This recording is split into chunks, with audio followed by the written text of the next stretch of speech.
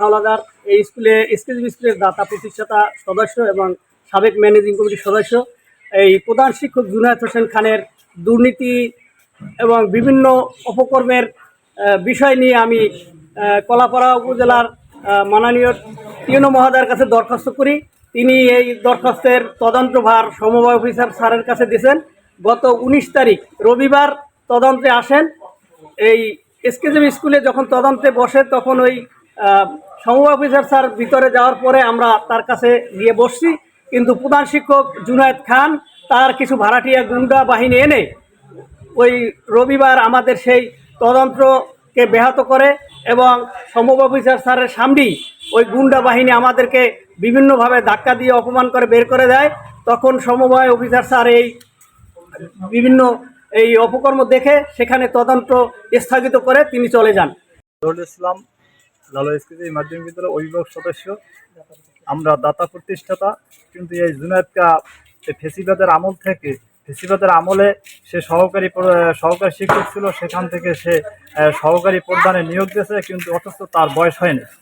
বয়স না হওয়ার কারণে আমরা জানতে পারায় আমরা একটা মামলা করি, তাকে আবার ওই পদে কমিটি ফিরিয়ে আনছে, কিন্তু কমিটির হাতে তখন আর সুযোগ ছিল না, কারণ এর আগেই ওই এনটিআরসি উঠাই নিয়েছে। তারপরে এই মহিত মিয়ার আমলে জুনায়েদ মাস্টার বিভিন্ন ছলচাতুরি করে টাকা পয়সা খাওয়াইয়া তারপরে এই আবার পুনরায় নিয়োগ নেয়, কিন্তু সে অবৈধভাবে সে একজন প্রধান শিক্ষক হয়েছে।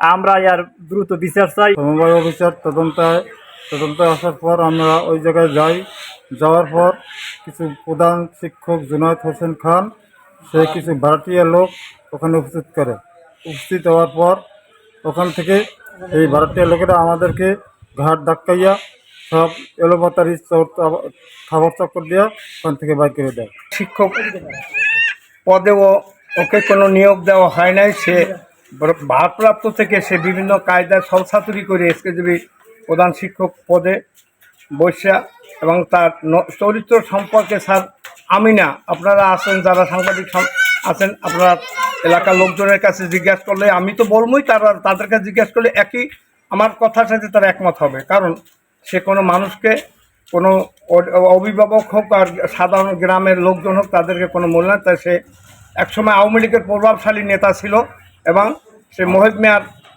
বড় ধরনের একজন ছিল, দাওয়াল ছিল। এখন সেই লোকেই সেই আওয়ামী লীগের সেই প্রভাব এখনও আমাদের মাঝে খাটাইতেছে।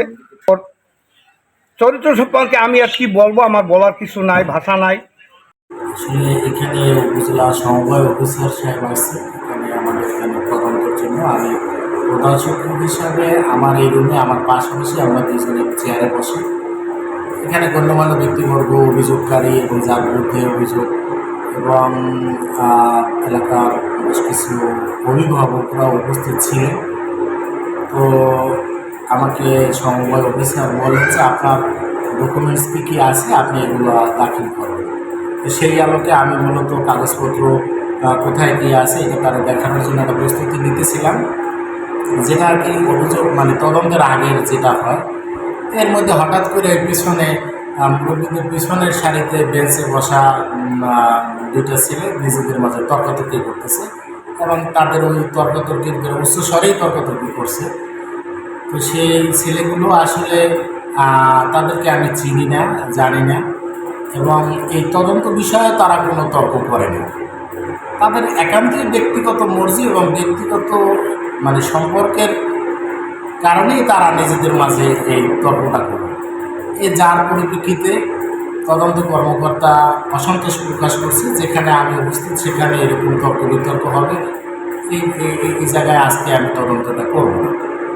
তো পরবর্তীতে জানা গেছে যে আসলে ওই ছেলেরা তদন্ত বিষয়ে কোনো কথা বলেনি বা স্কুল সম্পর্কিত কোনো বিষয় না, এটা বাইরে তাদের রুলিং পার্টির যেহেতু তাদের নিজেদের মধ্যে লোক, এই কারণে এই ঘটনাটা ঘটছে।